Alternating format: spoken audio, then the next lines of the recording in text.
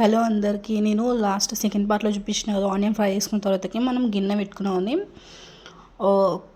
Biryani rice కన్నా కొన్ని water ఎక్కువ పెట్టుకోవాలన్నమాట. పెట్టుకొని మసాలాని చూపించిన మసాలాలన్నీ వేసుకోవాలన్నమాట. వేసుకొని కొంచెం ఉప్పు కూడా కొంచెం ఎక్కువ వేసుకోవాలి.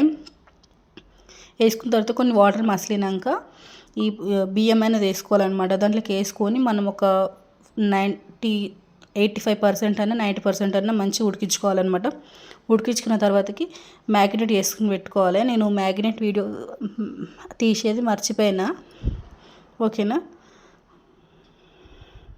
ఇలా వేసుకోవాలంటే మంచిగా అంతా కలుపుకొని ఇట్లా ఆనియన్స్ తర్వాతకి రైస్ వేసుకొని ఈ వాటర్ అనేది పోసుకోవాలన్నమాట. ఆయిల్ కూడా కొంచెం ఎక్కువ పోసుకొని దమ్కి మాత్రం నేను పిండి పెడుతున్నా. కొన్ని వాటర్ ఉంటాయి కదా, మనం రైస్ దింపిన వాటర్, ఆ వాటరు కొన్ని పోసుకోవాలన్నమాట. ఒక గ్లాసు దమ్ ఇట్లా పెట్టేసుకుంటే మనం